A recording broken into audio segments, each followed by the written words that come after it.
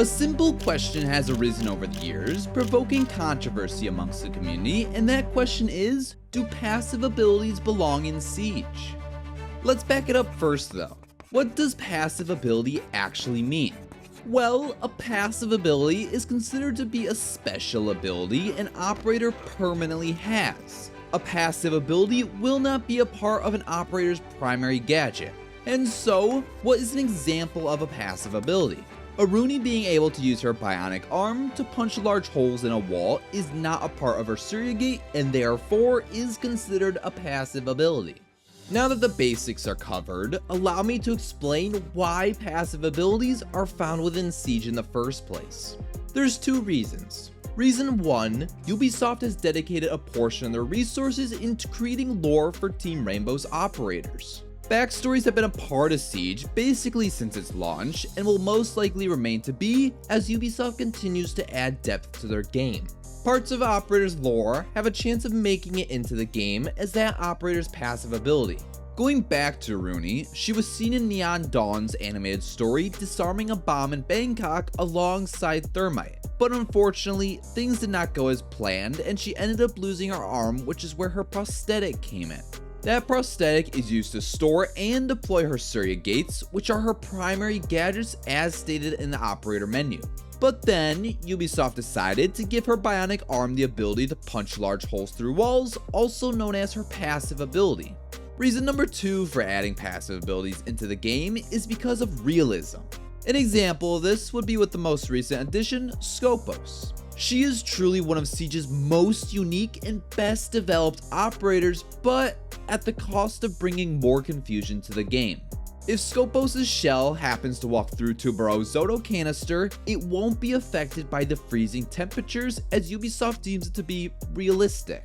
But then if you think, well, okay, if freezing won't affect the robot, then surely walking on Gridlock's track singers won't affect the robot either. However, that's not the case. Realism is a tough subject for Siege, but for Ubisoft to pick and choose what passive abilities operators gain because they are realistic is a confusing path for them to go down.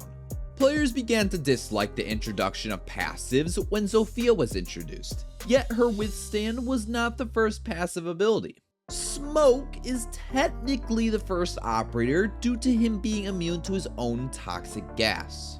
Now, one could argue it's not a passive ability because his gas mask is a part of him, but then why are other operators such as Mute or Thatcher not immune to Smoke's gas as well? Then if you'd say, oh well, he's allowed to be immune to his own gadget, but then take a look at Tubero and his Zoto canister because he is not immune to his own gadget. This marked the beginning for when passive abilities started to become inconsistent. Now, no one really cares for this passive ability, but what people did care for was Zofia's Withstand. Zofia gaining the ability to self-revive herself after getting downed was a huge problem. The result of a Pro League match is what actually began an uprising of hate for passive abilities. If you're not familiar with what happened back in 2021 during this Pro League match, have a look for yourself. They hurt him, they see him, they drop him. He's not quite finished. Sophia. They're trying to pull themselves back up, but with 20 seconds and a man upstairs somehow!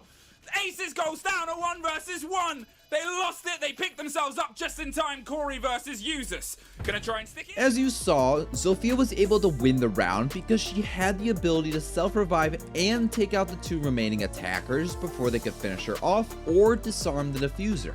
No more than a few weeks later, Zofia had her Withstand stripped away from her. Now, we don't know for sure if this Pro League match was the leading cause for Zofia to lose her passive abilities, but what we do know is Ubisoft will make balancing changes around the competitive level. After this change, players thought this marked the end of operators having passives, but that was most certainly not the case. Aruni has her bionic arm, Alibi can hide the identity of a teammate detected outside, Skopos is immune to toxic gas, and that's just a few to list out. Going back to earlier, the problem Ubisoft is making with passive abilities is they are picking and choosing what they want and are not being consistent. Regularity is key, especially with an already complicated game like Siege, and to have all these hidden features that are not related to an operator's primary gadget is just too much. These passives also create unfair advantages and disadvantages. One example would be when Dokkaebi went and called defenders' phones. Echo would be the only operator whose phone wouldn't ring because he technically uses an ARM tablet, which was considered to be different from a phone. This feature had been removed later down the line, but still goes to show how passive abilities are unfair.